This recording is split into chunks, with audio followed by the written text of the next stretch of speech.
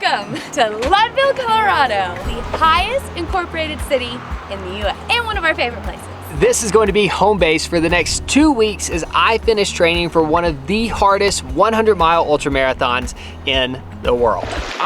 This is the section of trail where I always feel like I'm gonna get eaten by a bear. Like, I really don't even know which way he's supposed to be coming from. Kara and Rick are nowhere to be found. Truly, it doesn't get worse than this. In case you missed our big announcement, in less than 2 weeks, Nate is going to be running the Leadville 100. It still kind of blows my mind saying that. And just in case you're new to this ultra running world, like we are, there's so much more that goes into a 100-mile race than just Nate running. It requires help and spreadsheets and planning and a lot of training that I've never done before. Even though we've done a lot of crazy challenges in the past, this is the first one that I've ever devoted a substantial amount of time to training for. So in most big races like this, the athlete has a crew, which I'm a part of. It's a very big job. So this week, I'm gonna be practicing my crew abilities, making sure he's getting enough food in his body, meeting him at the aid stations. We're gonna be like driving the course this week. Here to crew Kara, who's crewing Nate. We're all crewing each other. Just trying to really dial it all in because after this week, nothing left to do except for run. So in this video, I'm gonna complete my last 2 big training runs. Kara's gonna practice crewing. I'm so sorry, we're coming! And then together, we're gonna be crewing our friend Rick as he attempts the Leadville 100 bike. So the week before the big run, there's a bike race on the same course, and Rick is going to be attempting to complete that in 12 hours. So one thing that you may not know about our friend Rick, and you may not believe because of all the adventures that you've seen him do with us, is that he essentially only has one lung. There was this accident like 20 years ago. He should be dead. We're so glad he's not. But it makes what he is going to accomplish this weekend even crazier. So we hope you'll stick around till the end, hear his insane story, and help cheers on through your screen. It's gonna be crazy.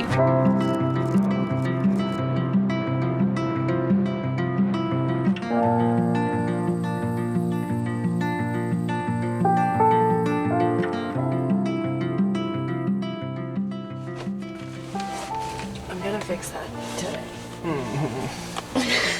Just like I'm gonna fix all the drawers today. The problem is, I have fixed that twice. I've put in the time. What are you trying to say? You haven't even tried to fix the drawers.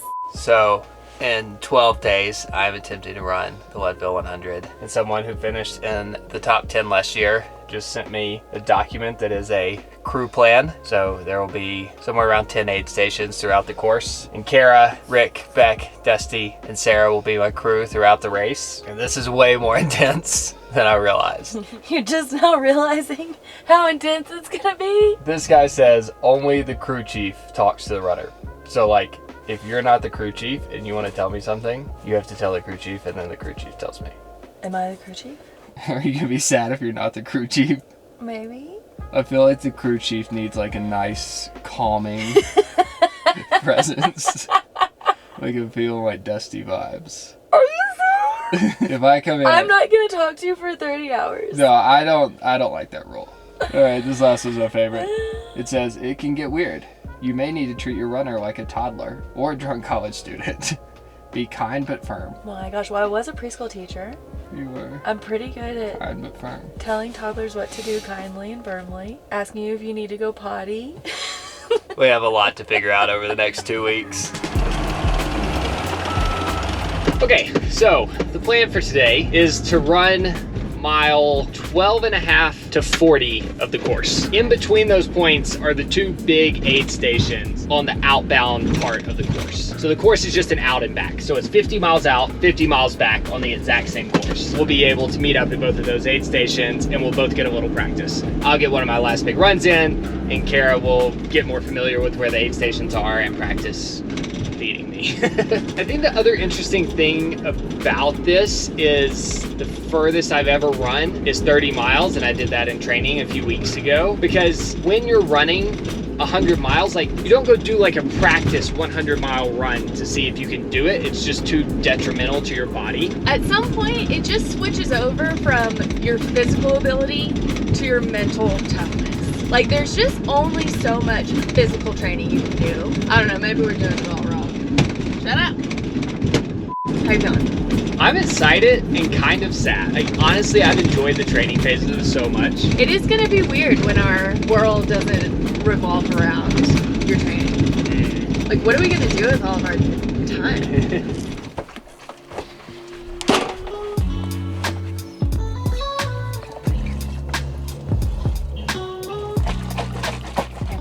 Try that. It's actually not bad. I thought it was gonna be way thicker. Really? Yeah, like it's still super liquid. How am I doing? Right. Okay, I'm gonna go. Okay. Okay, I'll see you at the aid station in 3 hours and 13 minutes. Squeeze a little water. Sorry. Don't panic. Okay. If I'm not there on time. Okay. We've been doing some training around here like weeks before leading up to it, and we have a very fun panic story that we will share with you Tomorrow. coming up. All right, I'm out of here. I love you. Good. I love you. Okay, at this point, I'm 12 and a half miles into the race. Maybe the sun's starting to come up, and now I'm gonna run the next 24-ish. I love you. Have fun. So not only is today my last training run, but I'm also testing out all the gear that I'm gonna be wearing during the race. I've got the poles, the vest, the goofy transition lens glasses, because it helps when you're coming in and out of the shade on the trails, the hat to protect my ears from the sun. I think this is exactly what I'm gonna be wearing on race day. Woo. So at this point, Nate has done the whole Leadville 100 trail in small sections. But I think the reason today feels different, I mean, one, it's getting closer every day. So like the pressure is building. Up to this point, it feels like all of his training runs have been like really casual. We're just figuring it out. But this week, we're really paying attention to those small details. Like we're meeting at actual aid stations. We're paying attention to all of the food that he's putting in his body. We want what he's eating this week to be exactly what he's eating during the 100. We just don't want any surprises during the race. I feel this intense amount of pressure on today's run more than any training run ever before, because I know I shouldn't, but I will associate how this run goes with how I think I'm gonna perform during the race, since it's my last long one. Again, I know I shouldn't do that, but like if today goes really well and I feel good, I'll have a lot more confidence going in to the race in 12 days. But if today's really hard, it's definitely gonna be a little scary. So right now, I'm gonna drive back to Leadville and wait for Nate to get his miles in, and then I'll pick up Rick and Beck, and we're gonna meet Nate at the next aid station. I'm pretty sure I'm gonna get wet today. It's calling for an 80% chance of thunderstorms this afternoon, but I just can't put these long runs off anymore. I won't have enough time to recover before the race. And it might be good to get a little practice running in the rain, because you never know what it's gonna do on race day. I don't wanna make this about me, but I also wanna make it 100% clear that devoting our summer to Nate training for the Leadville 100 has in no way been a sacrifice for me. In fact, it has been the complete opposite of a sacrifice. I've had to change the dose of the medicine that I've been prescribed for epilepsy 3 times at this point. Unfortunately, a couple weeks ago, I had a few more of my dizzy spells / focal seizures, so I've had to up the dose again, and to just have the like excuse to spend our whole summer, one, in my favorite state, but most importantly, just in one spot, in one bed, just staying still, getting rest every night, has been huge for me, and I can't imagine a better way to spend our summer. Well, I feel good, I might as well say it. I'm only 2 miles into today's run, but I feel amazing. I'm just so happy to be out here. My favorite part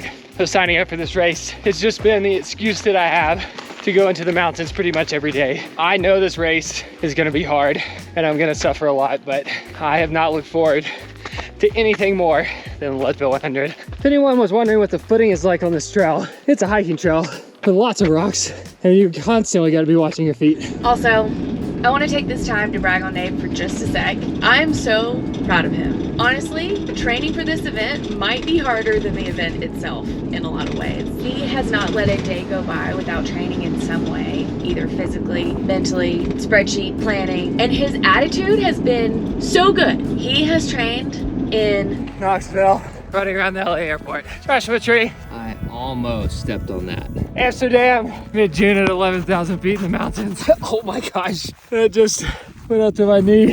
He was running at Dollywood with our nieces. He got up and ran like 10 miles or something crazy. Less than 48 hours after finishing the march. I was still like planning my route to the bathroom and back to the bed at this point. And he chose to go running. And every time he comes back, I expect him to say something like, this is so hard, or I'm so tired, I wish I would have slept in. And every time he comes back, smiling. It's just blown me away. Something that I didn't realize when I learned about people running these 100-mile races is that nobody, except maybe the people who are finishing in the top 10, actually run the whole 100 miles, especially when you're going up and into the mountains. It's a mix of running or really slow jogging and then power hiking. I should be able to run this whole section, but the goal here on race day will be to conserve as much energy as possible for the end, because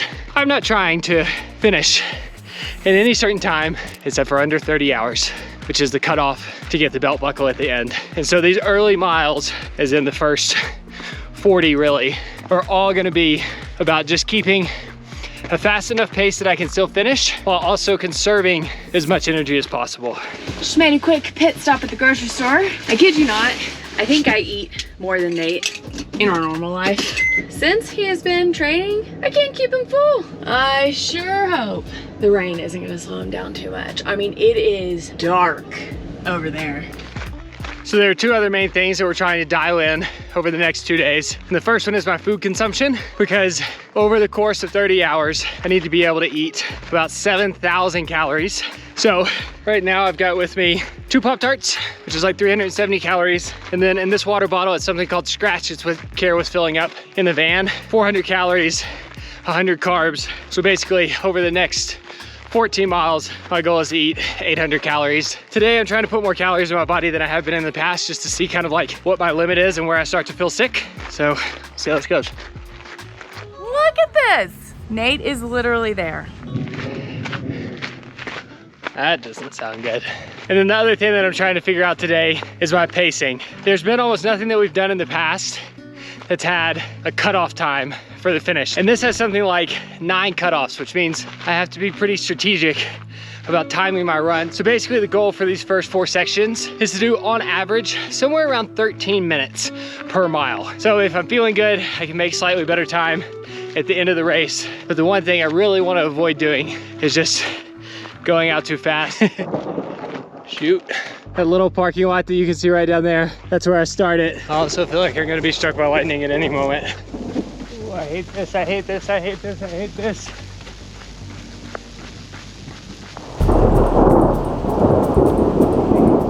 It's pouring. Good chance to test out running in a rain jacket. I'm a little too warm to put this on right now, but I'm gonna try it out. All right, I just got to the top of the first big climb. Let's run down in the rain.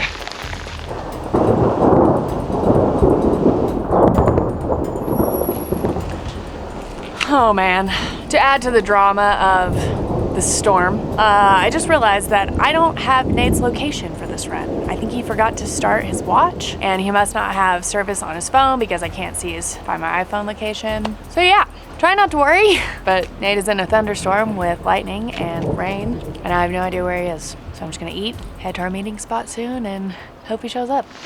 This is actually crazy. All right, walking the hills. I just saw some lightning off that way. I'm glad I'm not the only crazy one out here. Oh no, she thought that was funny. Oh man. Oh, I feel so helpless. I'm very much looking forward to going down. This is one of those times where I feel like crewing is slightly more difficult than being the athlete. Like Nate just doesn't worry. It's not his like default. If roles were reversed, he'd be chilling. At least he has his Pop-Tarts. This is so much fun. I'm kind of hoping it rains on race day. I just feel like a kid out here in the rain and the mud. Real quick, we want to say a big thank you to Surfshark for sponsoring this video and continuing to support our channel for years now, and also for keeping our online identity safe, even though we make our lives super public. If you've never heard of Surfshark, it's a VPN, which stands for Virtual Private Network, and it encrypts all the data sent between your computer and the internet so that no one can steal your sensitive information. Not only do Kara and I make our life super public, but we also live life on the edge by logging into all different types of public Wi-Fi networks. When we're in the van, like we are now, we end up going into coffee shops to upload videos. We're logging into public Wi-Fi there, and we're staying in hotels, going through airports. And Surfshark is the thing we credit with keeping our online identity safe, because a VPN allows you to change the virtual location of your computer, which basically makes your browsing anonymous so that people can't track you, and also that people can't steal your very important information like your social security number. We have had friends that have had their social media accounts hacked, and we have also been on a trip with a guy who got his identity stolen while we were on the trip. Being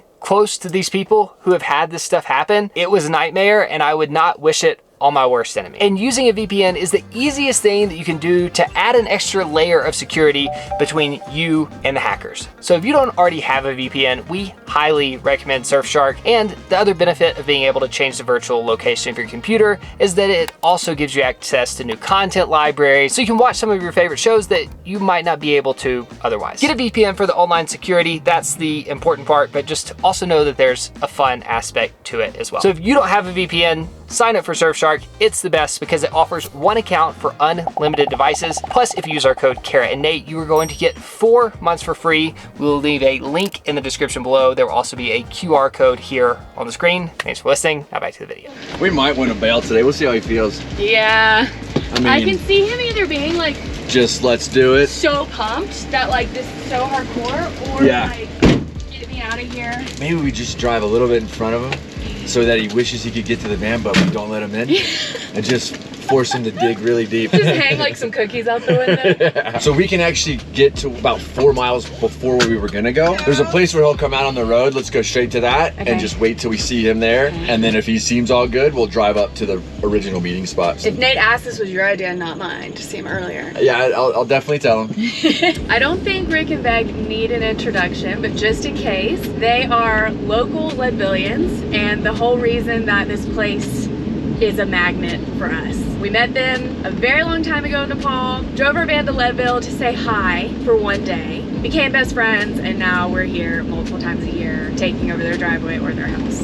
And we love having him around. The reason Rick has been sitting in a hypoxic tent all afternoon is because he is doing the Leadville 100 bike race. Let's go, baby!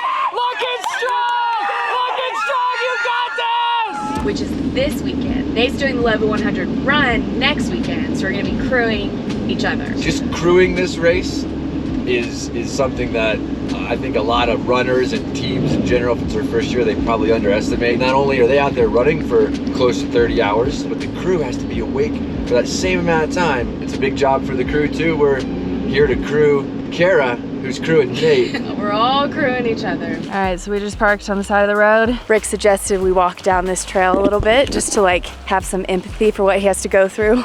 It's a pretty steep, muddy gravel surface currently. Check out these views. The pointy one right over there, that's Mount Elbert. One of the first years we were up here in Leadville, Rick took us to climb it in January when it was negative 17 degrees. Running on this road right now is definitely way easier than that. It's just fun to have so many memories from a place, and that's why I like climbing to the top of stuff like this, especially in places that I'm gonna be returning to, because I love to be able to look up at it and say, I stood right there on top of that mountain. Not sure if you can see that road disappearing into the trees over there. We're basically running to that tree line, up into the trees, and then over that little hill, and then Hope passes that big mountain range. So basically, those big mountains that you can see in the background, I have to go up and over those, and then come all the way back. Listen to that. Wow.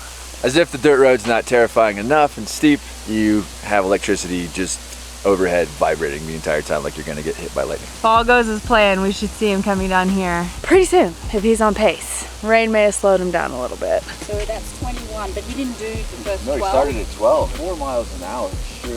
It's either taking him So what is it? almost 3 hours to go 8 miles, I'm so glad I'm not alone. We've waited long enough that we're questioning everything. Like, did we miss him? Has he already passed this location and he's waiting for us at our meeting spot? Did he wait for an hour under a tree trying to avoid getting struck by lightning? Did he take an alternate route? Did he get lost? Is his phone dead? If I was alone, I would be going crazy, but they're helping me keep calm.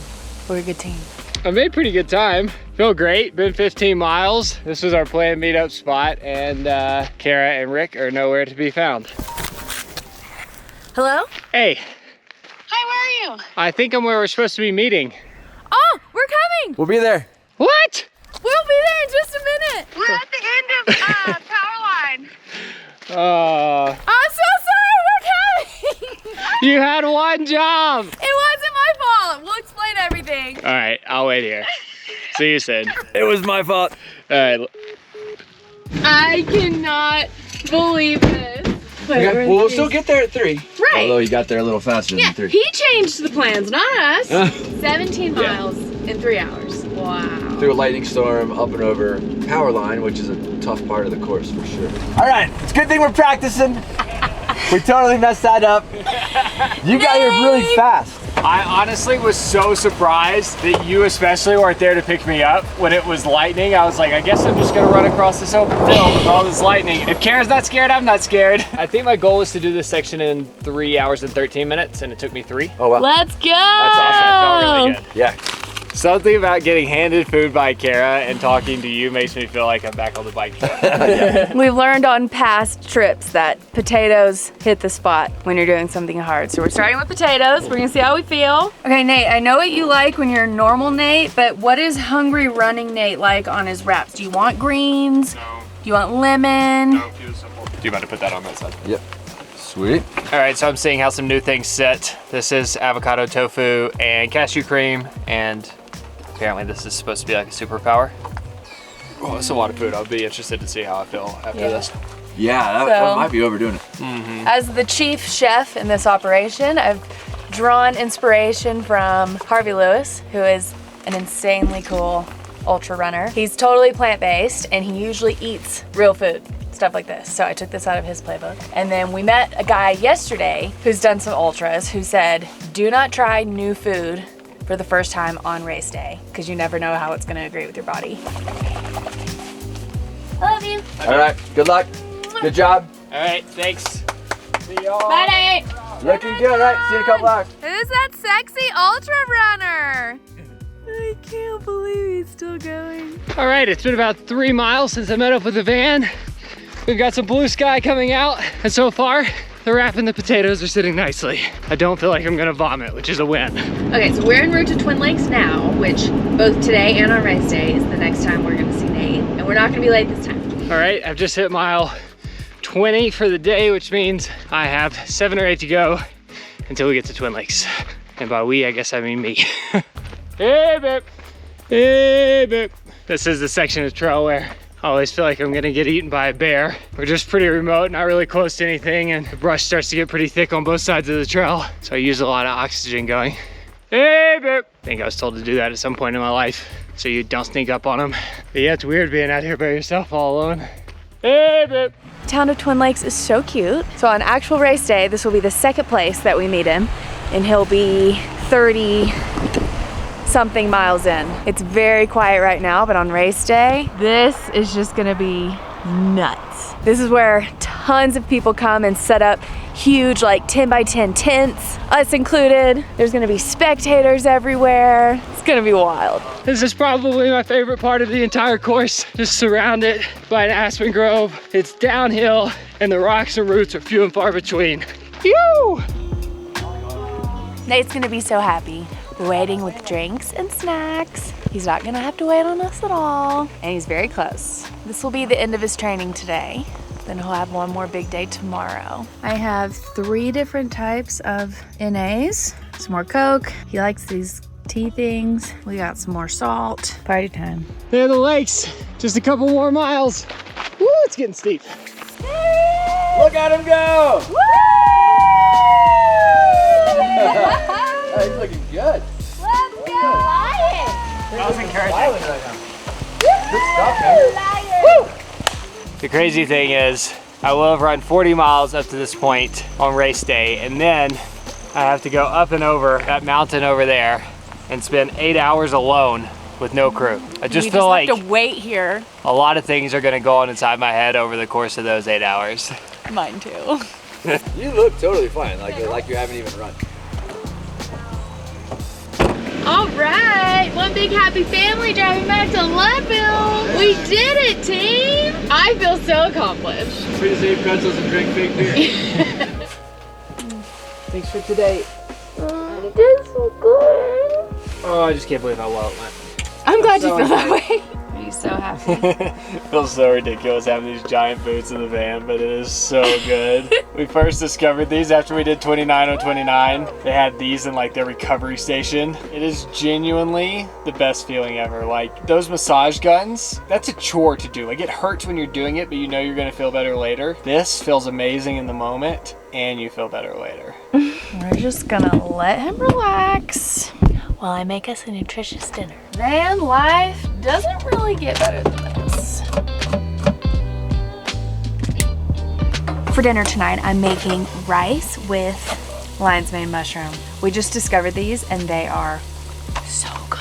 So just quick overview. Sauteing some ginger and garlic, some instant jasmine rice because van life, soy sauce. Yum. Okay, while the rice is just sitting there heating up for a minute, I'm gonna prep the lion's mane, which is super easy. You just rinse it out and cut off the little hard butts. I just threw in some leftover tofu from earlier for some extra protein. Now I'm gonna go ahead and plate the rice into the bowls because these literally take 5 seconds to cook and I only wanna use 1 pot. Now I'm just gonna put a little more oil in this pan and literally just throw them in there. Add some salt, of course. Once they get a little brown and beautiful like this, I add just a splash of soy sauce. Give them that extra flavor. Yeah! It's lava hot. Wow, it looks lava hot, but it looks amazing. So good. All right, so then I just laid the mushrooms on top of the fried rice. And if y'all have ever watched me cook, then you know I don't make anything without topping it with cilantro and about a million other things. Tonight we have homemade pickled onions, toasted sesame seeds, and tahini, and chili flakes, of course. Ta-da! Wow, best day ever. How is it? Right? Out of 10. I'll give it like a 8.75. I'll take it. I give it a 9. You don't have to lie. Maybe a 9.5. No, it's really good. We can't go from an 8.5 to a 9.5. No, it was an 8.75. I'm gonna fix those tomorrow.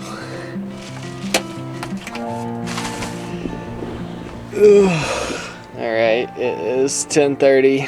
Alarms was set for 5:30, and tomorrow's my last big training day. The last big day. Crazy. And I have 10 days to recover before the race. Rick rides on Saturday. Such a fun 2 weeks. All right, see you too early in the morning.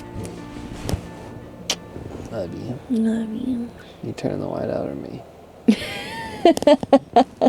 I get it. I'm kidding. I get it. You've literally done everything today.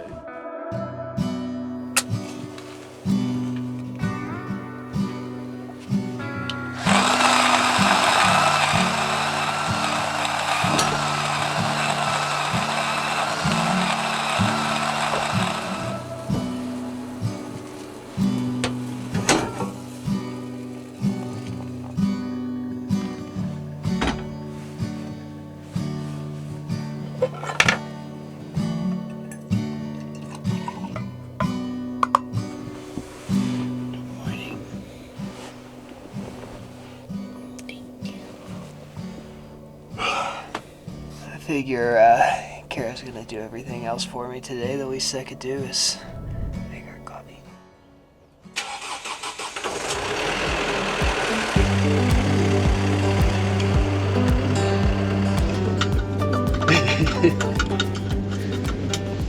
Good to be back in the van. This is crazy. I just put in Winfield, which is the turnaround spot on the 100, and it is 54 minutes away. It's just crazy to think that I could run somewhere that would take an hour to drive to. And then turn around and come back.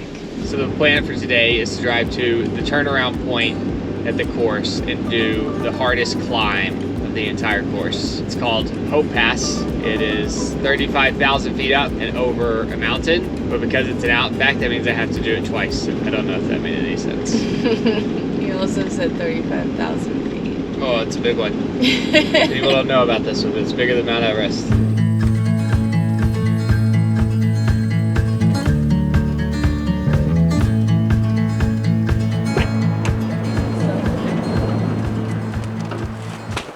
Wow, last big run. I cannot believe that the training phase is coming to an end because this has been my life for the last 2 months. Crazy. Also, how beautiful is this place? I'm literally going like basically up and over this mountain. The next 5 miles are just climbing. Love ya. Don't panic. Bye. Bye. Have fun. I'm so proud of you. There it goes. All right, it's time for a quick story time. Let me just start this story by saying I'm not proud of it, okay? It's dramatic. Hey, Nate! Oh gosh, I feel so bad for this version of me. I'm just watching some videos I took to remind myself of the horror. Now that I've had a little refresh, let me start from the beginning. This is actually my second time to Winfield. The first time, Nate was doing pretty much this exact training run, but in the opposite direction. So we get to Twin Lakes. He's about to leave, and he says, I'll be at Winfield probably around 6 o'clock. And I thought, great, he's gonna go up and over the mountain. I'm gonna drive around.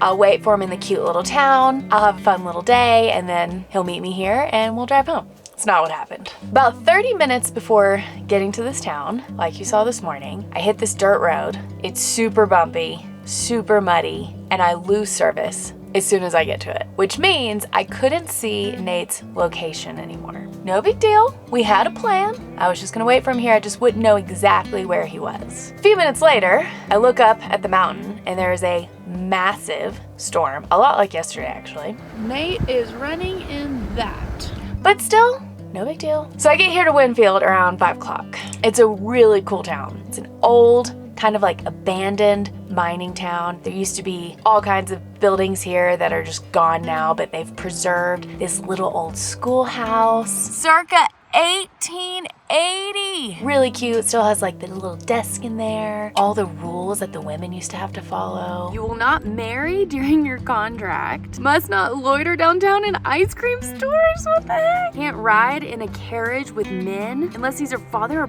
brother. Golly, that's ridiculous. There's this little cabin. So I'm having a great time exploring. I bet there are 100 mosquitoes on me right now. Surely it doesn't get worse than this. Brutal. 5:30 rolls around and I'm like, okay, maybe I'll see him like coming down the mountain at some point. So I'm looking.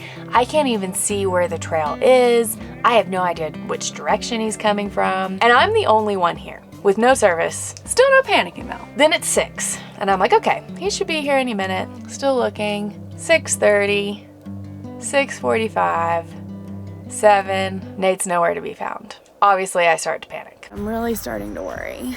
I'm sure I'll get used to this training thing eventually, but right now I really hate it. I don't know if I should stay here at the van or if I should start hiking. Like, I really don't even know which way he's supposed to be coming from because these signs, like, none of them say Hope Pass. I just don't know what to do.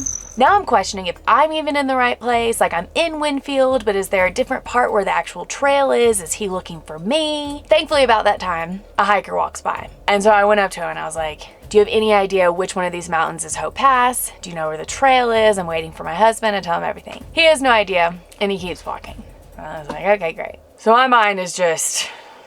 Next thing I know, about 7:15, this sweet man comes walking towards me with a local who lives here. She's one of like 3 people who live in this little town. He had gone to ask her because I think he could tell I was in a panicked state. She comes over and she says, you know, there was a big storm today. It can be pretty brutal coming down when it's all muddy like that. It definitely slowed him down if he was up there during the storm. I wouldn't start panicking for another hour. about 8:30 is when maybe you should start to worry. So now I have an hour to just try not to worry. But she did say, if you want to go to the trailhead, I can point you in the right direction. So I thought, great, I'm gonna go to the trailhead. It's way better than just sitting here waiting. So I immediately start walking. At this point, the sunset is at like 8:45. It's 7:30 and I'm on a mission. I just walked about a half mile up this trail and I found where the Hope Pass Trail meets this main trail and goes down to Winfield. I guess I'll keep going. I would just rather see him than stand here, you know? Like any minute that I'm walking towards him is another minute that I don't have to worry. And I'm still trying to think positively here. You know, like he just got slowed down.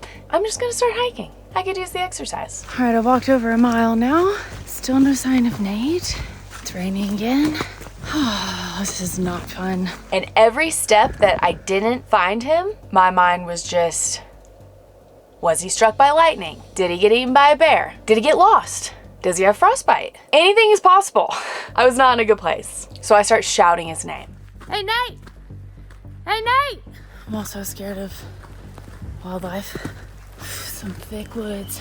All of a sudden, it's about 8:40 and the sun is setting. And I just did not know what to do. I had no service, I didn't have his location, and it's getting dark, and now we're both on a dark mountain alone. Okay, so I'll give you my side of the story. Kara's van, when I get down, is parked right here. I am so excited to see the van. I'm like, thank goodness, my longest, hardest training run is over, and I get to the van and no one's there. And as you can see, like, there's not much out here. But I figure Kara's just wandering around looking for me somewhere close by, so I'm like, Kara! Kara! And then all of a sudden, a lady comes out of this cabin right here, and she's like, you must be the guy that she's looking for. And I was like, sounds like me. And so she said, I sent her up the road to the trailhead to wait on you. At mile 3, after about an hour of running up this mountain, I decided it was best if I turned around and I got off the mountain so nothing bad happened to me. My gut is telling me to turn around. Gosh, I hate this. My plan was to come back to the van and drive to service and see if I could at least find his location, which I should have done in the first place, but you know, hindsight. So the lady drives me about a mile up the road. We get to the trailhead right here, and Kara is nowhere to be found. Lady's like, well, I guess she went up the trail. Best bet is to try to catch her. So after running 26 miles, I take off running up this trail, trying to find Kara before it gets dark. And it's funny because at the end of those 26 miles, I felt like I could barely run anymore. But knowing that Kara was out here in the woods and it was getting dark, I got this new burst of energy, and it was no problem to run these next 2 miles. So I'm running down the mountain and I'm in a full panic. It's raining, it's dark, I'm scared. I'm about halfway down, and all of a sudden, I hear Nate's voice. Where have you been? But he was in front of me. Like, I was walking towards him. Oh, Nate. I'm so sorry. Where did you go? I'm so sorry, my watch died. How are you here? The lady drove me up to the trail. I went down to the road, took the road to Winfield. I'm so sorry. Okay, you can't do that. I figured you were on the trail. You okay? This is where the big mistake happened. I was coming down this trail off Hope Pass, saw this sign. It obviously says Winfield that way. Didn't think about it for 2 seconds and just started running. And then I got like 45 minutes down the trail and I thought, there's no way Winfield is supposed to be this far away. I must have read the sign wrong. So I turned around and I ran back. I got to this sign, saw that I'd obviously gone the right way. And then basically what happened was I knew that Sheep Gulch would lead me down to the road. So I just ran down to the road and then walked up to the van. And that's how we missed each other. He was coming to rescue me while I was trying to rescue him. I don't know what we would have done without that lady. What a precious, precious woman. We just are so grateful for her. So we get back to the town. She was about to call search and rescue for both of us. All this to say, we both learned a valuable lesson. I'm not gonna panic anymore. From now on, when we have a meeting point, I'm gonna go and I'm gonna stay. End of story. All right, I'm sorry again, Nate. I'm gonna be at Twin Lakes today waiting for you at our meeting point. No questions asked. Don't you worry. Wow, check out this view. We drove in over there. Kara's van's parked somewhere over there. What a beautiful morning. The Rain is supposed to set in around 12. I should be able to make it up and over the pass no later than 11, so hopefully I'll be at no risk of getting struck by lightning today. Okie dokie. Goodbye, Winfield. Chances are I will never be back here again. During the race, crew is not allowed to drive back here. Now I have this long, bumpy dirt road back to the main road, and then I should be back at Twin Lakes in maybe an hour or so. Hopefully Nate's uphill isn't too brutal. I've just ran the nice flat first 3 miles of the trail, and now it is officially time to start climbing Hope Pass. It's basically like doing a Stairmaster for a few hours. Whew, life is good. And it's still blue skies and sunny. I think it's gonna be a great last training day. This is actually as fast as I plan to walk during the 100. If I can stay on pace in the first 50 miles, I should be able to hike up doing around 30-minute miles, which is basically just putting one foot in front of the other and not stopping. It's definitely a little concerning just how hard this is, being on completely fresh legs and thinking that at this point in the course, I'm gonna be 56 miles in. Hello, Twin Lakes. What a gorgeous day. Okay, now that I've made it mostly above tree line, you can kind of see where I'm going. That mountain all the way up there, the pass is somewhere over here to the left of it. So at this point, I probably have at least 1,000 more feet of climbing left to go. How good is this?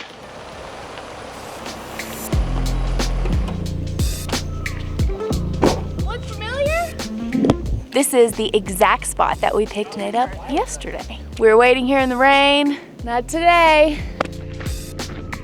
The top of Hope Pass. So I came from somewhere in that valley down there, and then you can see Twin Lakes where I'm going down there. I'm gonna see how some potatoes sit on the way down. I don't know that anything will sit good on the way down, but we'll give it a try. All right, time to head down the other side. Oh, I gotta tighten my hat, it's blowing away. It's so crazy to know that this is the last time I'm going to be here until Nate's actually running 100 miles. Very happy to report that today there is a porta potty, so I don't have to use our potty. There's nothing wrong with our potty, but I enjoy using other ones, so I don't have to dump this one as often. So that being said, if you'll excuse me. Okay, I'm almost at the bottom. So far, this section of trail has been so much better than it was the first time when I did this a few weeks ago. It was earlier in the season, and I guess there's more mosquitoes then, because even though it was super hot, I had to cover myself head to toe. And even then I had to just wave my hand across my face like every 5 seconds because I had so many mosquitoes landing on me. There are mosquitoes everywhere. Surely it doesn't get worse than this. My knees are sore, but I am feeling good. Exciting times. I have internet, I have Nate's location, I can see exactly where he is, and he's flying. Like, I think he's gonna be here in less than an hour, which is nuts. So guess who's not panicking? This girl. So I think I should continue my job as chief chef. I'm gonna make us something yummy to eat for when he gets here. I'm thinking sandwiches. Section over there looks pretty shallow. Woo! Woo! Oh, wow. The fun part about this section of the course is that they make you cross a river, which right now feels amazing, but it sets you up for damp feet going 24 miles up and back over that mountain. Woo, that felt good. I kind of want to stand in that for a minute. Wow, that felt good. Ah. Ooh. Okay, too long. They're frozen. Oh, just a couple more flat miles and then I'll be back at the van. Okay, I'm a little confused. Not worried, it's gonna be fine. I'm just confused. So he's got his like route highlighted in purple, and it kind of looks like he's gone off the route. Like he's still coming this way, and I just wonder if he knows, you know? Either way, he's coming in hot, so we will know shortly. There's the van. I'm coming in 30 minutes under my goal time. Feels like a good place to call training quits, rest up, and hope I can put it all together on race day. Welcome home! Did you take the shortcut? No shortcut over Hope Pass. Oh. Nate, Yeah, that was like 30 minutes faster than what I was hoping to do today, and like an hour faster than I need to do on race day. I was fresh. I'll be 60 miles in, so. But still. Yeah, it felt good, except my knees. Really? If one thing gives out on me during the race, it's gonna be my knees running downhill. Oh no. I took the slightly longer way, not by much, but that field, it's just like wet cow poop. Ew. That I did the first time. I skipped it this time. Nice. Guess who didn't worry one bit? Nice. Helps when I make it on time. I did notice you went off course, so I was a little nervous about that. Yeah. Just like, you know, making sure you were doing the right course, but now it makes sense with the cow poop. Yeah. Bon appetit! Wow. Spoiled once again. Just doing my job. Too hard to eat for race day, but it's delicious.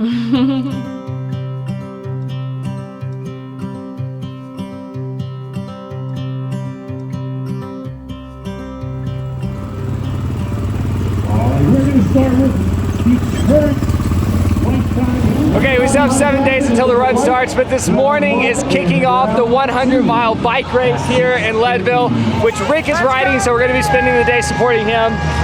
And some other people made it just in time. It'd be wrong for Rick to do a bike race and all of us not to be here for him. Wow, the energy this morning is crazy. You talking about my narwhal energy? I think I'm just gonna be nervous for the next 7 days.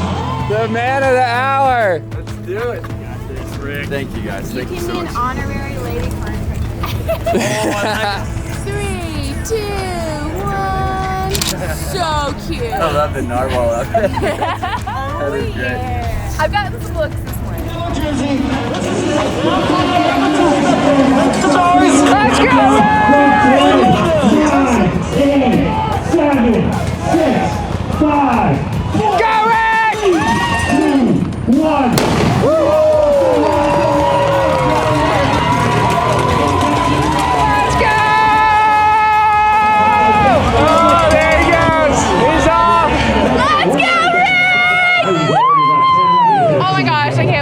What's your dad's time? Either like 11:30, 11:59. 11:22, Rick. See you there. Frankie? 11:54. Let's go. Oh, it's a nice number. I'm going for last pass. What is it? Last over the pass. You get an award for that. Might as well. And he gets on the podium. No. Yeah, that's You get on the award stage, so I'm kind of like, that would kind of be sweet. If you're not first, you might as well be last. You know what I mean? Cutoff is 12 hours, so what everybody's saying is he's gonna make it by a few minutes. He's gonna make it. All right, time to go 5 Rick on the course. Wow, so much energy this morning. Did you cry a little?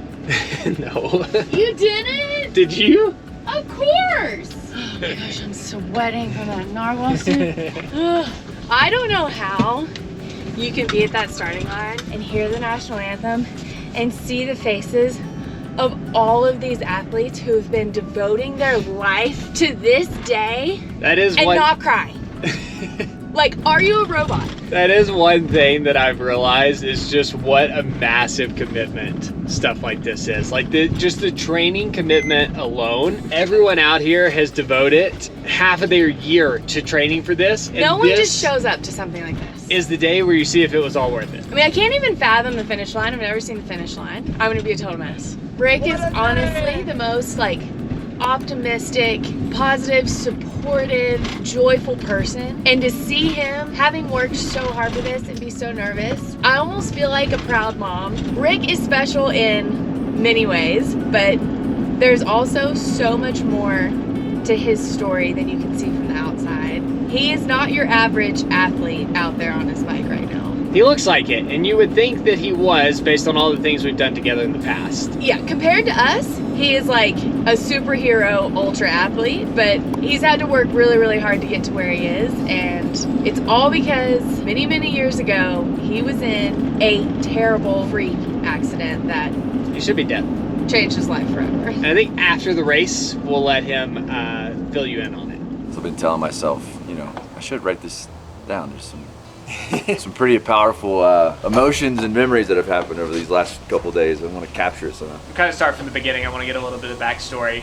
Yeah. Do you mind explaining to me why every doctor you've talked to has told you you shouldn't do this race? I had an injury a long time ago, 23 years ago, where I cut my phrenic nerve, which controls my diaphragm, which means when I take a breath in, I get about half as much oxygen that goes down into my lungs as a normal person. Pause. Rick just kind of brushed over the fact that he basically has one lung, and it's a pretty dramatic story, so I think we should hear it. Will you tell us what happened? Yeah, I'd be glad to tell you what happened. So when I was 21 years old, which is now 25 years ago, I fell through a glass window, cut my neck, barely made it to a hospital. I basically had a pool of blood form at my feet, got very faint, fell backwards, kind of remember the whole world just slowly getting smaller.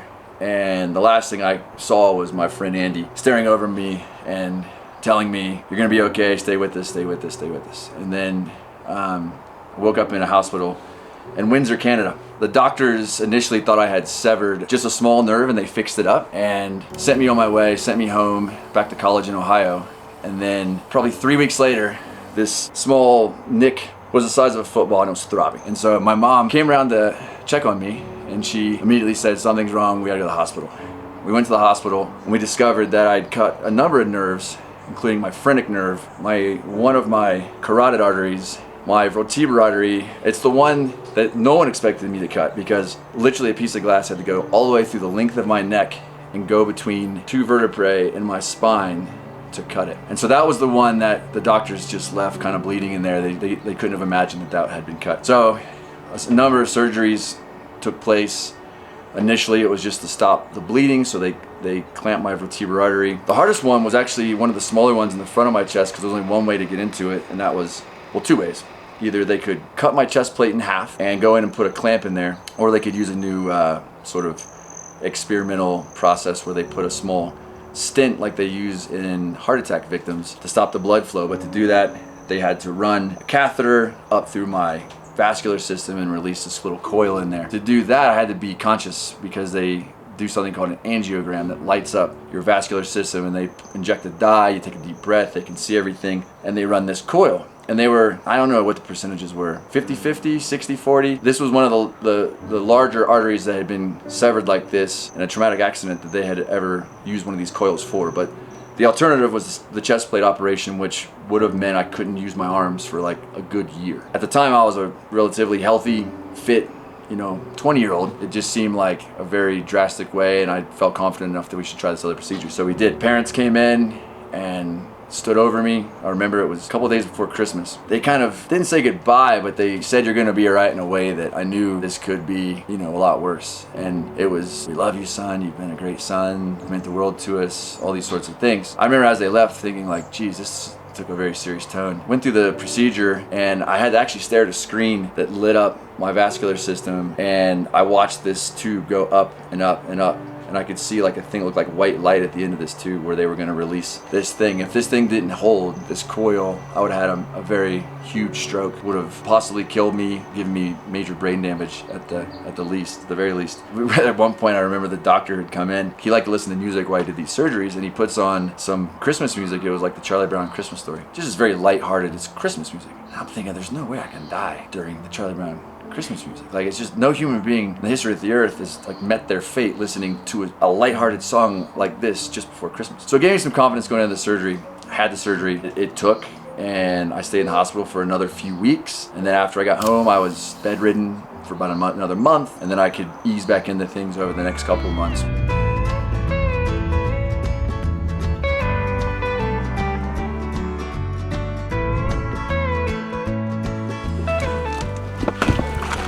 Okay, so we've just made it to the first aid station where we're going to be seeing Rick. This is actually where they were supposed to pick me up the other day, that they didn't quite make it to in time. I'm so sorry, we're coming! But I'm pretty sure we're here before Rick this morning, which is the important thing, because today is the big day.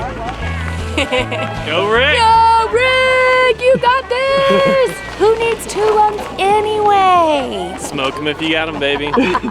He's probably going to be going so fast he's not going to be able to read them, but I feel better having something to hold. I have nerve damage, permanent nerve damage in my arm. I cut my C7 nerve root. My tricep on this side doesn't work. My pec on this side doesn't work. It also resulted in the cut of my phrenic nerve, which controls my diaphragm. And the diaphragm is kind of like, it's almost like a syringe where you pull it down, it draws fluid. That's what your diaphragms do on each side of your lung. They drop down, they suck air into your lungs. So now I only had one of these that actually worked. And so for most of my life, I just tried to go on and act like nothing had happened. I tried to live as normal of a life as possible. It's called a paralyzed diaphragm. It's severely debilitating to most people that have it. Most people that have this have trouble walking around the block, doing their own grocery shopping. Some of them have goals as simple as being able to have conversations with their grandkids that consist of more than like a sentence at a time. And I think some of that becomes self-fulfilling. If you are told that this is something that can impact your life like that, you start to maybe believe that and you start to act like that. For a long time, I had no idea. For whatever reason, when I moved to Leadville, Colorado 10 years ago, I see this bike race and it's at 10,000 feet. It's 12,000 feet of climbing through some of the most rugged mountainous terrain in Colorado. And it just started to represent like this one thing that was something someone like me should not do. Someone like me should have a real big problem doing this. It's a race, so exerting yourself like really heavily at high altitude with these huge climbs. On paper, it was like the worst possible scenario for someone who can't get enough air in with each breath. And I thought for a long time it was just something I couldn't do. And then as time wore on and I realized that, I can keep up with some of these guys for shorter rides. I have friends that have done the race, a lot of friends that have done the race. It slowly started to cement itself in my mind as this one thing that I have to try to do to prove to myself that this injury that happened 24 years ago in my life, that it wasn't really affecting me that much at all. And that for the first time, maybe I could tell myself that I was in control of it and it wasn't in control of me. And I got to dictate how it affected my life and not the other way around. What's on your chest? Oh, we decided we would just have a spare everything. Anything can happen. He's very prepared, but if he needs water or a snack or a whole new vest, we got you, Rick. We got you. But fingers crossed, he's all good. And we see him for about 0.3 seconds as he flies by. He's getting closer. Let's go, Rick. Oh, it's tied up right now, isn't it? Go, Rick. Go, Rick. Oh, I should do this to all the bikers. Go, bikers.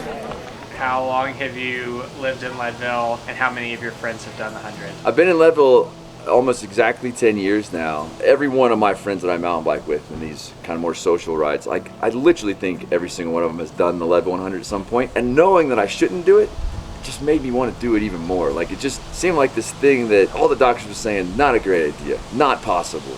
You can't push yourself that long at altitude. And you can only hear that so many times before you're like, I don't know, maybe I can do it. Like I have signed up for this race 3 different times. The last 2 times, for different reasons, it became obvious that I just was not gonna be able to do it. Once was some travel stuff. Once was when I found out just the impact that this breathing thing was having. And we learned about a surgery that could maybe open up a little more room in my bad lung for oxygen to get down into it. And I was doing the training splits and I was like light years off being able to complete this at all. And so this the surgery became a thing, like maybe it can give me this extra 10 or 15% boost. And so I did that, and then all of a sudden those dreams start kind of reappearing, like maybe I can do it. I didn't really plan on signing up for the race when I had the surgery. I mean, I thought maybe, but it just wasn't like, okay, I'll do that, then that. It was just, I had the surgery and I realized like, yeah, maybe I do have like 10% more lung capacity. And I felt like I was kind of close before. And if I can just get through a few of those cutoffs, I know I can hang in there and fight longer than most people. And we'll see what happens if that all comes together just right.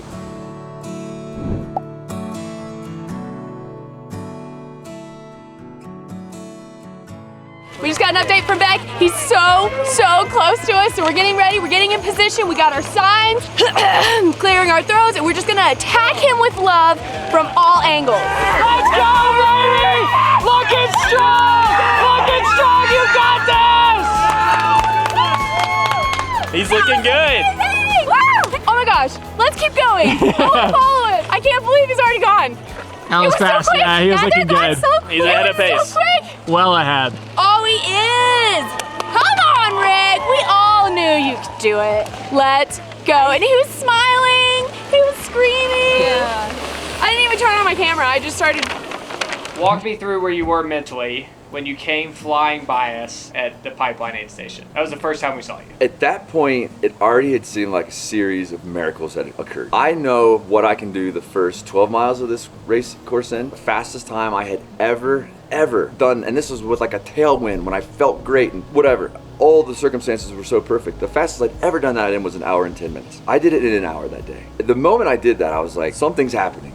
I don't know how this is happening. I feel like when I go out there and train, I train as hard as I possibly can. So to shave any time would have been amazing. To shave 10 minutes, I don't know what that is in percent, 15%. That just seemed impossible, but it happened. So then the next thing you know, you're like, dang, I've never been here this fast. The next cutoff, or the next time that I'm aware of, is about 24 miles in. And the fastest I'd ever been to that point, after dozens of times trying, was like 2 hours and 20 minutes. And next thing you know, 2 hours and 6 minutes later, I'm there. So there was just like this confidence slowly building through the day, where things that never like I ever thought was possible was happening. But like knowing I had friends at mile 30, you know, Pipeline area, that made a huge difference, because it was like I was feeling really good.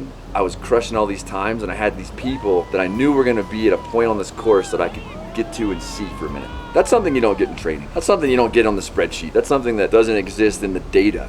That feeling of like having someone to get to and look forward to. All right, stop number 2. Relief. All right, we're back on the road. We're heading to the next aid station. Woo! Let's go! You got this! Come on! You're looking strong! Woo! Come on! We're like riding basically on the course right now, so all these bikers are passing us going on in the opposite direction! Woo!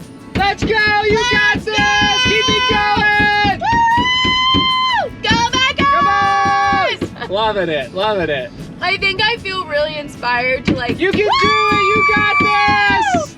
support people like emotionally, because every single like cheer and clap and you got this counts. Like when I felt like I couldn't go on anymore at the 4-day march, one person would make eye contact with Let's me. go! Keep pushing! You're looking strong! You got this!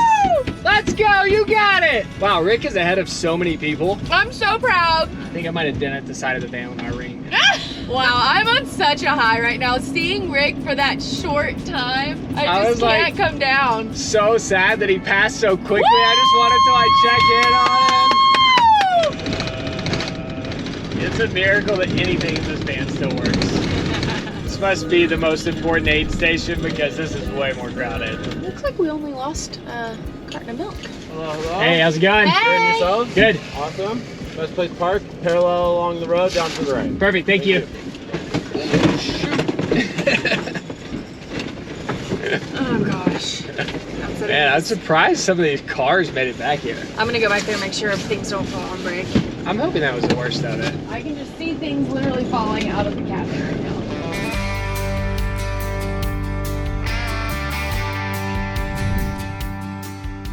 All right, we've made it to the next aid station. This is where the family's been hanging out all day, because this is the aid station that Rick felt like was most important. So they've been here to make sure they don't miss him. We've just gotten to run around and do all the fun stuff. I think he's actually planning on stopping here. Woo!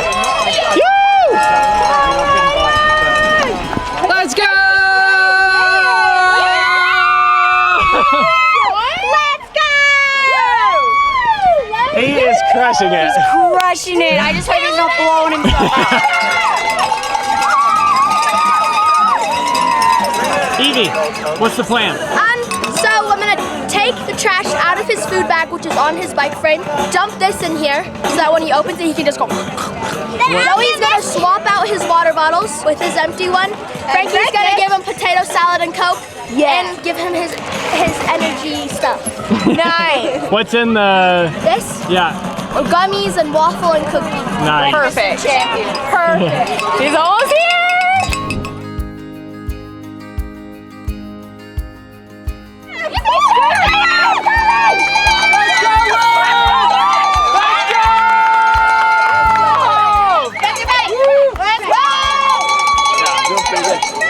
But it's all about this climb now for me. Woo.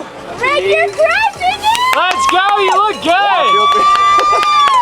Wow, what a crew! You guys Good. are awesome. Oh yeah. Hey, you look good. I feel good. I mean, up to now, I mean, it all comes down to this thing. So You're my hero, Rick! Way ahead of schedule, dude. Let's go! You don't even look tired. I feel up to now, I feel great. What did it feel like coming into the Lost Canyon aid station and seeing your family for the first time?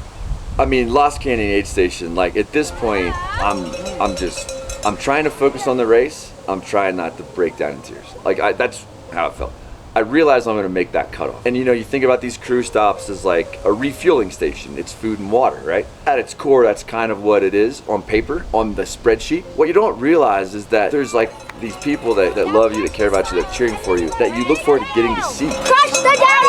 And you don't know, like, until the day how much power that gives you. And you're pedaling, your pace picks up a little bit. It's not like you do it intentionally, it just happens. And so you get to them quicker. And then once you see them and they're screaming and they're holding signs, and I mean, the feeling is like overwhelming. It really is. It's just, this energy just fills up inside you. So yeah, there's food and water, but there's this other thing that isn't on the spreadsheet that you never know until that day comes, how that's gonna feel. And I've left that aid station, or left that crew stop both times, like with just all of a sudden my pace was 2 or 3 miles per hour faster than it had been, even up to that point. And that, you start to add up all the effects of that over the course of 105 miles. That takes a lot of time off your normal times, but you can't expect any of that to happen. I've never done anything like that. I had no idea that that's how that was gonna feel. I would look down at my little computer and I'm like, my legs are just doing what I thought they had been doing, but they're just going 3 miles per hour faster, which is quite a bit faster when I'm going from like 10 to 13 miles per hour. And I did that for 30 or 40 minutes after I saw the crew. And then I knew that once I got to a point and turned around, I was gonna see them all again. And it was just like this magic moment of this energy pulling me in like a magnet to the crew stop, and then this burst of energy just shooting me out of there like a cannon. All right, how long do we have until we see him again? 2 hours, well, schedule is 2 hours 45 minutes. So now we wait. He's going up the biggest climb of the entire course, turning around, and then doing the whole course in reverse. And if he's on pace, we'll see him again soon. While we're waiting for Rick to come back, I thought I would explain the biggest difference between the bike and the run, besides the obvious. The bike cutoff time is 12 hours. The run is 30 hours. So Rick is basically doing a 12-hour sprint. You saw how he didn't even stop for us at the first aid station. He was only here for 3 minutes, which was his goal. He'll barely stop on the way back and then sprint again to the finish. So that's why these aid stations are so chaotic and exciting, because there's no time to waste. No one is stopping for more than a few minutes. It's nuts. Like, I think Nate's gonna like sit down, we'll massage his feet, we'll give him some ramen, totally different vibes. I'm holding you to the massage the feet thing. Oh, wow. All right, this is what's going on while Rick's riding up Columbine. Crewing is hard work. I will say today is giving me a massive appreciation for how hard the crew works. Yeah, I almost feel bad that they're gonna have to be out here for 30 hours with me. All right, so you left Lost Canyon. We didn't see you for 2 hours. You have to go up the biggest climb of the course, come back down. Anything interesting happen out there? The big climb, like, that was always this huge mental barrier for me, because 2 times in training, you know, all my friends think I'm sandbagging at this point because of what happened, but like 2 times in training, I have tried to ride that first part of the course, climb up Columbine, which is 3,200 foot just ascent. There is literally no part of that goes down. It takes a couple hours. And every single time I've tried to ride the first part of that course and do that, I have absolutely blown up to where I cannot lift my legs. I've had to call Beck 2 times to come pick me up a third the way up that road, or I would roll back down. And I'm nearly in tears, just like, it's just, I can't do it. The lactic acid would build up. I couldn't breathe. My oxygen levels had been really low for probably a long time at that point. That was all in the back of my head on race down. Like, what I'm about to go try to do, I've never done. There was nothing even giving me any hope that it was possible. It just kind of felt like being led to the slaughter. But I paid the entry fee. Everybody had already rearranged their schedules to come see me do it. And I didn't want my kids to think I was a quitter, so I was at least gonna start and see what happened. And then that day I got there and I realized a third of the way up that climb, like, that feeling's not coming. That heaviness isn't really setting in. I was tired for sure, but the legs could keep moving. At that point, so many great things were already happening that I'm like, I don't know, anything's possible at this point. But I got halfway up it and I was like, you know, there's every possibility that I'm just gonna completely crash, sit on the side of the road, roll back down and say, guys, I gave it my best. But instead, I just kept going closer and closer and closer, and then you realize, like, you're halfway up, that feeling hasn't set in. We lost Rick's location for a few minutes. We were all feeling a little down. I was sleepy after my massage, but we just got word that he's coming! Okay, so Rick's just spent his last 2.5 hours going up this road, climbing up this mountain, over it, and now he's coming back down.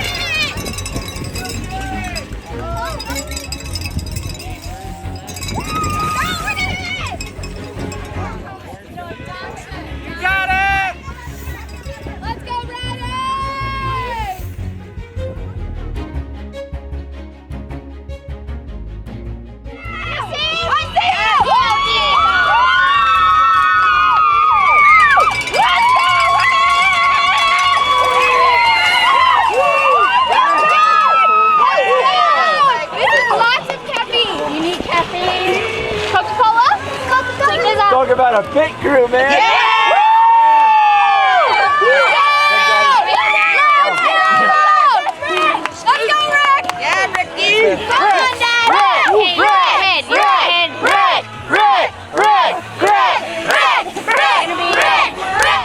When I left Lost Canyon the second time, oh my God, I don't know what came over me. I was doing like 22 miles per hour across that dirt field. It felt like I had an e-bike or something. It was wild, and I wasn't breathing hard, at least it didn't seem like it. And I was just tearing across the field. And it was just like looking down at your legs like, what is happening to me right now? That's how it felt. Like, it's just, I've never experienced that. You don't get that in training. Spreadsheet can't capture that in any way, and it's just the cumulative effect of all those moments. Just, I mean, it took, I don't know, seemed like it took a good hour or so off my fastest times ever.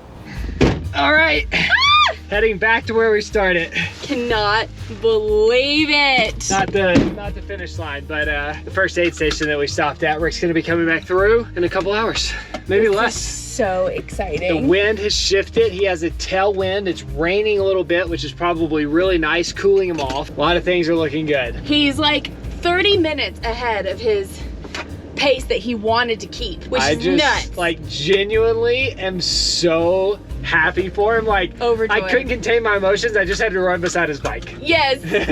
I can't believe it. I mean, this is just so fun. It's so emotional. Such a special time. And I feel so lucky to be a part of it. And just knowing how devoted he's been to like finishing this day, and he's doing it.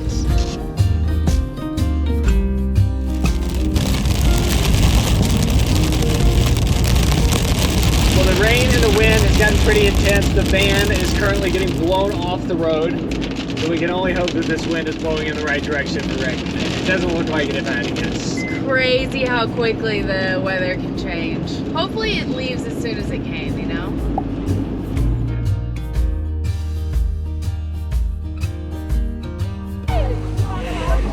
All right, we are back at Powerline.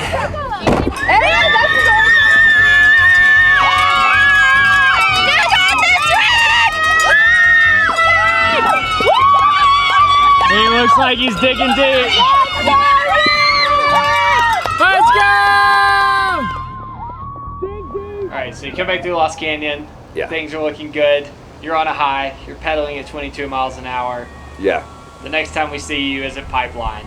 And we're all standing there expecting you to fly by like you did the very first time. Yeah. See you for half a second and just give you a cheer. Yep. And then all of a sudden you stop in front of us. Yeah, that stop was like, at this point, everything was going so much better than I ever expected. And, you know, I've obviously asked everyone a lot of questions about the strategy, what I should do. I didn't think I'd even ever get to this point in the race, but all of a sudden, around mile like 75, just something hit me like, you know, this wall, the heaviness that I was so worried about happening in my legs. I started to feel that a little bit. I actually started to get a bit dizzy, a little woozy, almost like the auditory sounds kind of were echoey. I never really felt like I was gonna faint, but I felt like a faintish, you know, like just dizzy. And it was like, shoot, this is like, you know, what people talk about, the, you know, hitting the wall. I've obviously either didn't take enough salt or sugar or carbs, or I don't know. Yeah, you get a lot of different advice when you do a race like this. Everyone's telling you different things, but it was clear that my body was running out of something important, and it was affecting how I was pedaling. So when I pulled up, honestly, at that point, there wasn't a lot of planning mile 70 in, because I didn't think I was gonna be there. So this was all just like, I don't know what to do now, let's just see what happens. But I knew my body was just completely running out of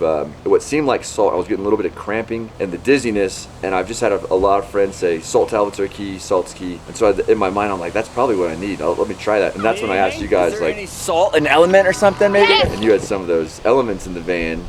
You ran out and made a cup of that stuff, which has a ton of sodium, and it was like, I felt like I was saying to Beck, I felt like that Gatorade commercial where they turn like a color when they drank it. I could just feel it like soaking in every pore of my body. Those little cramping things in the back of my hamstrings, like I could literally feel it like releasing the tension in them within minutes. And then still a little dizzy, but I started pedaling slowly, and 10 or 15 minutes later, that fog that had just kind of set in out of nowhere slowly started to lift, and that dizziness feeling went away. In the back of my mind, I had Pipeline coming, which is without a doubt the most mentally challenging part of that race. It's the steepest climb. It comes at like really late in the race where you're already worn out. It's hard when you're on fresh legs. It's nearly impossible at mile 80. And I knew all that was about to come. And I'm like, I'm feeling the worst I've felt all day. I got the hardest thing coming. So I was nervous about getting through pipeline. But luckily, right as I got to the base of that, I was just starting to kind of come good from all that salt that I had drank. Let's go, Rick, you got this! Well, that was definitely the most chaotic aid station yet. That was exciting. I had to go out of film mode and into crew mode. Rick was supposed to just fly through, but apparently he's been cramping and he needed some electrolytes, so we had to go dig those out of the van. We just like rummaged through every drawer within like 0.5 seconds to find the element. We have like 10,000 element packs in this van, and I felt like I couldn't find it anywhere. I was like, where is it? And I was like, everywhere! It's everywhere! Just open your eyes! It's still all over the floor! This is literally ripping things out of cabinets. Nate, you can tell who organizes things around here.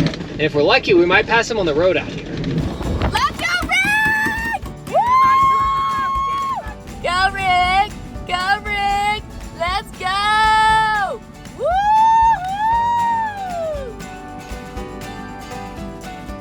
Nothing to do now but wait 3 more hours to see if he can do the final 2 climbs fast enough to finish. Our only job left to do is to cheer him over that finish line like we've never cheered before. Hopefully to have some beer and pizza waiting for him at the end.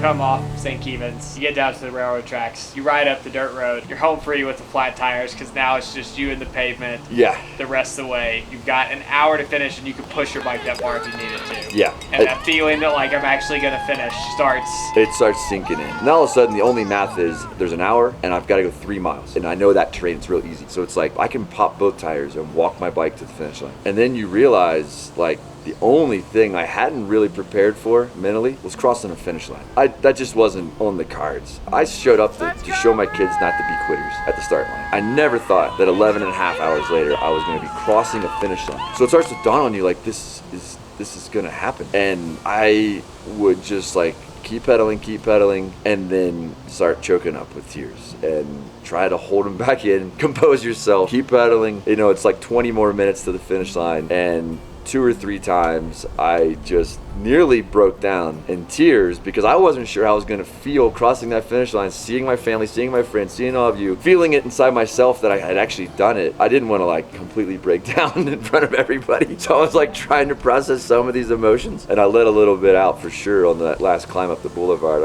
I cried a couple times, and eventually you hit the pavement and you come up to the crest, and once you get to the little crest on 6th Street, you look down, you can see everybody screaming and cheering. You can see, you know, it's whatever, it's a quarter mile or something, almost all downhill right to the finish, and you see everyone down there, and you know, I'm looking, and it's like I still have 35 minutes or something. It was almost intimidating inside. Actually, I gotta go down through that finish line now. Like, oh my god, I don't know how this is gonna feel emotionally. I just gotta, I thought I was gonna completely break down. I think having shed a few tears along the boulevard maybe kept me from being a sobbing mess at the finish.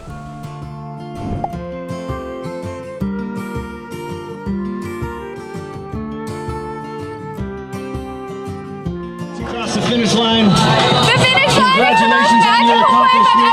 Keep on. Here comes another one of our great Leadville locals, Rick Newt. Welcome home. Keep moving, riders. Keep on moving.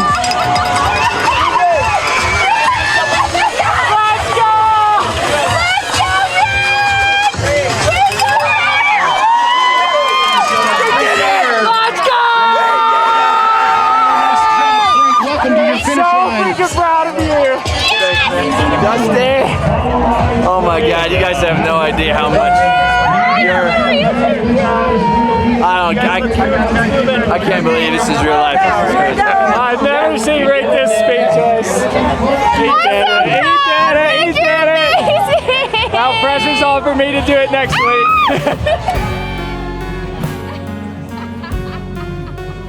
You know, to this day, none of it makes sense. Honestly, it's the energy that you get from your friends, from your community, that thing to look forward to in those stops, that energy they give you when you left those stops. I'll have it with me forever. Like that feeling will never go away. And now knowing you've got your big race this weekend, it's magical. Because I want you to be able to sit here and hold back tears and freaking have to do it. All right, next week. Yes. All right, what was your race day motto?